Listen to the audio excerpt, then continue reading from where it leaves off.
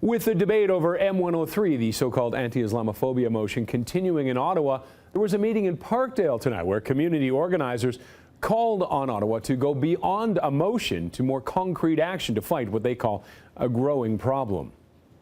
About a month ago, U.S. President Donald Trump signed an executive order. I think even though those incidents have garnered a lot of attention, I think it's important to keep the conversation going and deepen the conversation and not lose focus on the fact that this is an ongoing problem. SHAZLIN RAHMAN works with the Muslim community here in Toronto. She says since the massacre at the mosque in Quebec City and Donald Trump's now overturned travel ban against 7 predominantly Muslim countries, tensions have grown here, and she fears they may get worse with word Trump plans to issue a new executive order on another ban.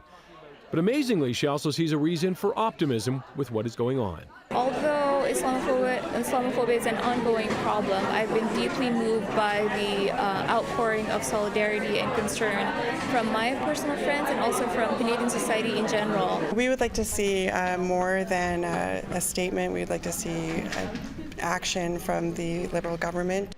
Sarah Weinberger of Parkdale Community Legal Services was on tonight's panel with Rahman. The panel is calling for concrete action from the Liberal government on 3 main issues. 1, allow third country refugees coming in from the U.S. to stay and not be returned.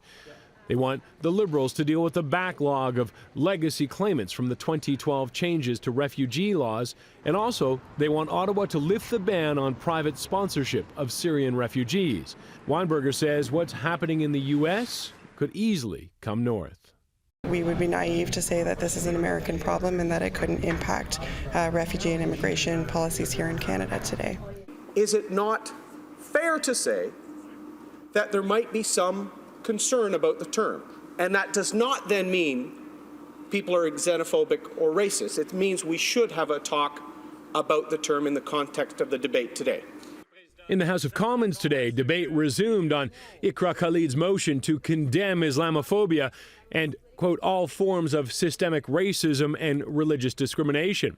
Conservatives are concerned that Islamophobia is undefined in the motion, which if passed has no power and would only request the Heritage Committee to study the issue. And, when I spoke to the member, I was in reflection of... Why does she insist on characterizing the ask for clarity as a watering down?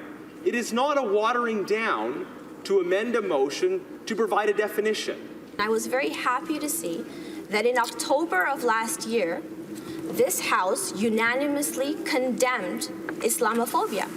Since then, nothing has shifted to what Islamophobia means. In a more sobering moment during the debate, Khalid shared some of the correspondence she has received since she put out this motion.